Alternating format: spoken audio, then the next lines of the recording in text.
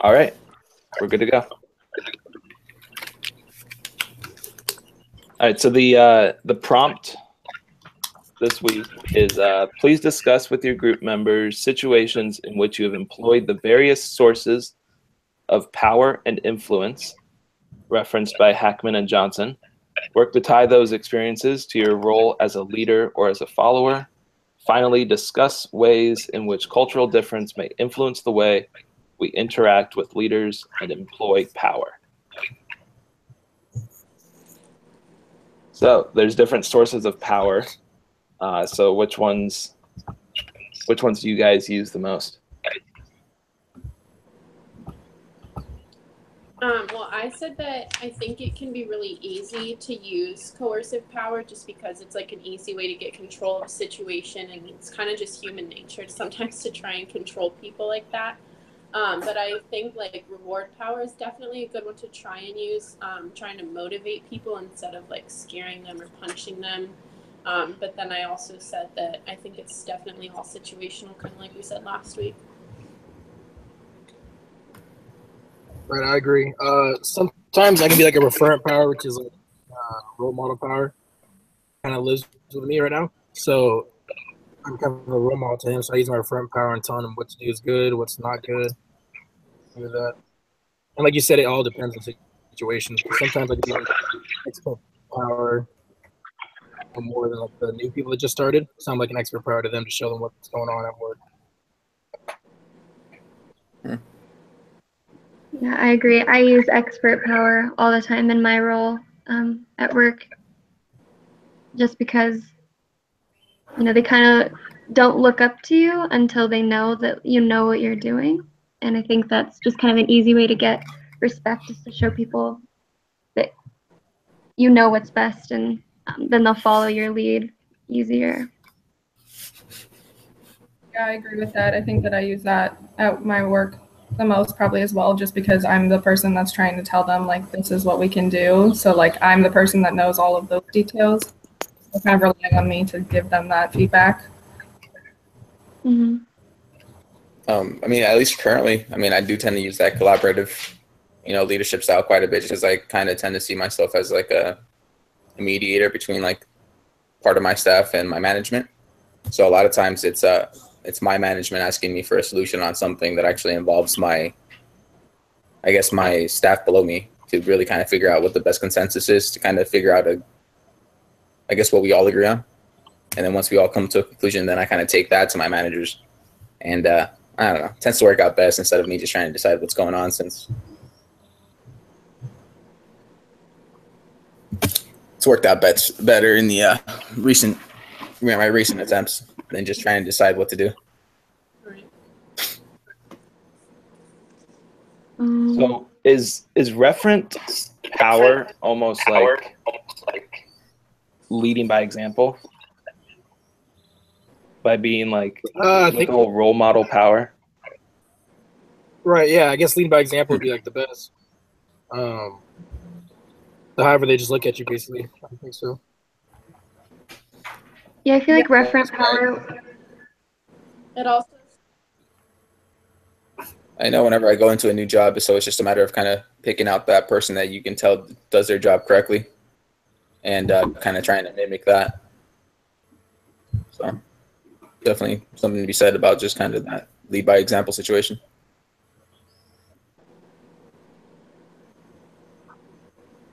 Okay. Now, when it comes to cultural differences, how do you guys think that comes into play?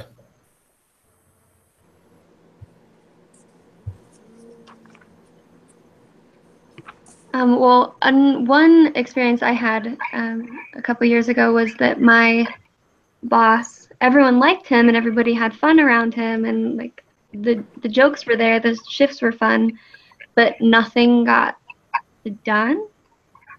And I don't know if that, the like charisma he had and the referent power he had over all of them really gave him any leverage over any of us, though.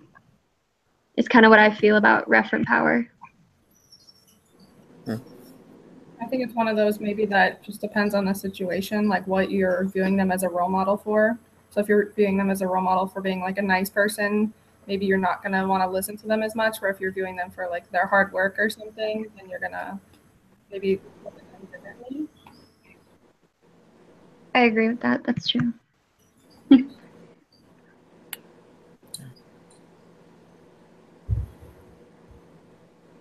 So yeah, so the cultural differences, I mean, it depends on where you are around the world, where, one place someone will react well to, reward power, and somewhere else, legitimate power is the way to go.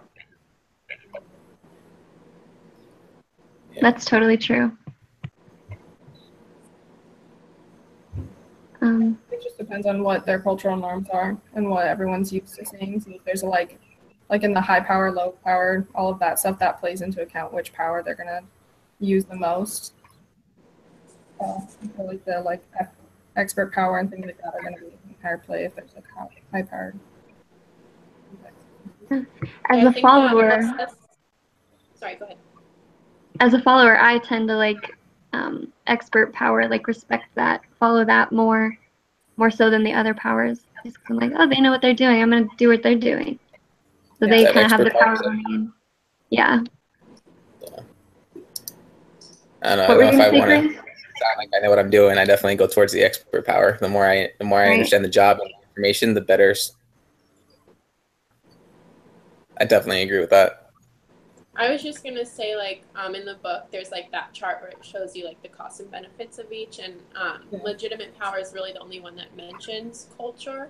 And I was just kind of thinking, like, I know we have things like it mentions in the book, like police officers and like our president, obviously, but I was thinking about how like in Europe and stuff, how they have like royalty and stuff. That's kind of a little bit more of that legitimate power because it's just kind of assigned to them, and it's just something you have to respect and kind of deal with. Yeah, I agree with that. I think a lot of times in our society we kind of use reward power also. If we're known for that and having that constant like you win because of this, and now you get this and all of that. I think that one, I think we also brought up an individualistic type of scenario, so you kind of have to reward power because everybody understands that person got there on their own almost. Exactly. For them to get there, it took some work. So you kind of have to respect the fact that they made it to that point. Exactly. So I think that's kind of different than what she said. Because like we're used to having that, like they work for this, and then in other countries they have like they were just given that right, and everyone's just like, okay, that's how it is.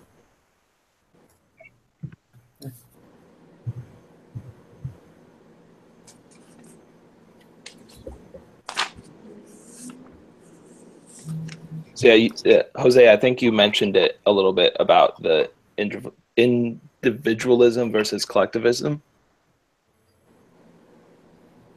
I'm sorry, you broke up there quite a bit on my end. So how some cultures are more individualistic, and then other ones are about the whole. Right. So we're pretty individualistic in America, I think, right now. Would that be right to say? Yeah. I agree. I'm pretty sure I read it somewhere where it was saying things like Israel, Canada, and places like us are, kind of value that individualism and kind of value all that versus places like Mexico, some parts of Asia and everything where they kind of do have that kind of cultural work together kind of situation. So yeah, I definitely agree to that. You definitely have to kind of keep that in mind as far as like knowing who you're talking to and how you're conversating with that person. I agree with that. I think most of our culture is based off of how we measure our individual success and each other's individual success. Where, like you said, in the other cultures, it's like if the group isn't succeeding, then they didn't succeed in general. And if you think of it that way, it's definitely going to be, say, we come from a individualism type of background and all that kind of stuff. When you join an organization, that tends to be a little bit more collaborative, a little bit more of that cultural kind of, things might not mix well. Right. Yeah.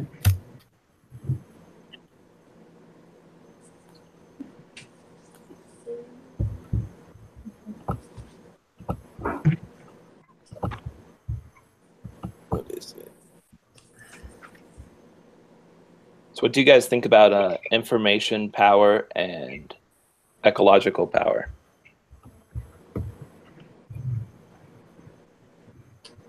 I think those are the only two that we haven't really touched on at all. Confused on the ecological power. I mean, that just seems like like the example that they gave was designing the layout for an assembly line. Yeah.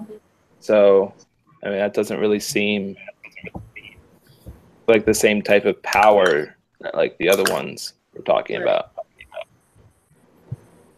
Yeah, I think of all of the types of power, that one confused me the most. I'm like trying to think of an actual example that I've seen in my life.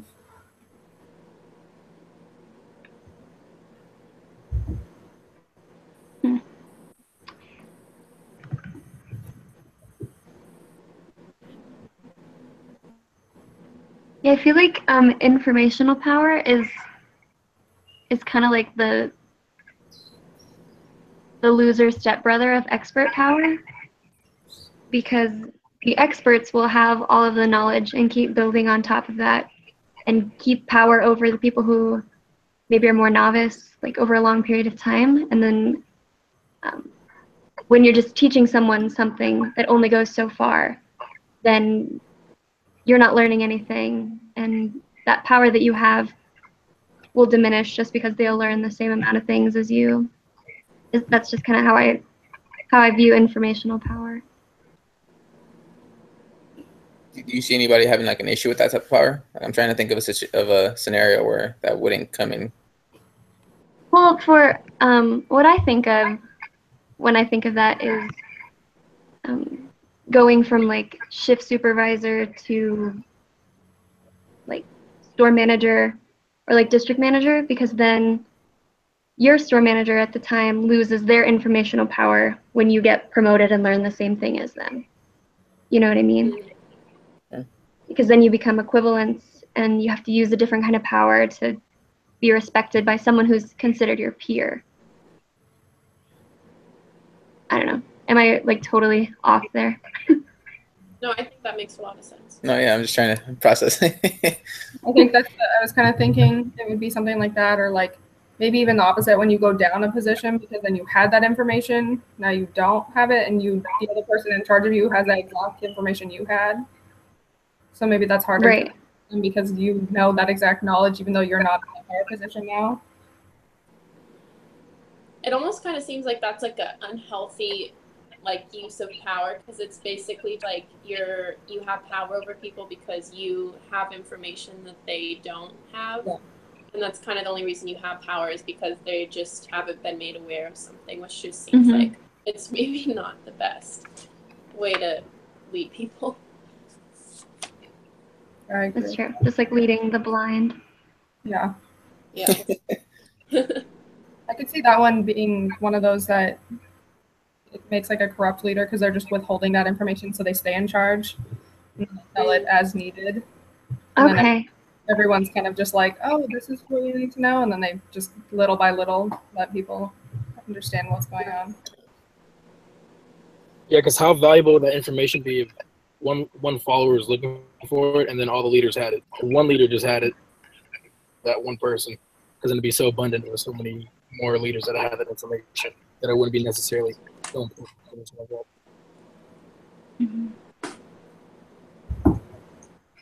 Well, we're good on time whenever you guys want to finish up.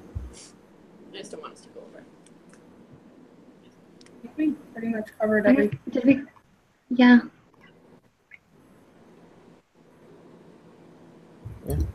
All right. Cool. We covered most of it. Good talk. Okay. And I will I'll turn in that assignment with all the different terms too right after this stuff. Okay. Well, and the follow-up to that proposal is due later, right? Like next week or something? I don't think know about that. Or is there follow-up? I think the only thing due for the group this week is that in the Google Hangout. So it basically says that the theory framework is due on the 5th. And And then we have something like a leadership interview protocol due on the 7th.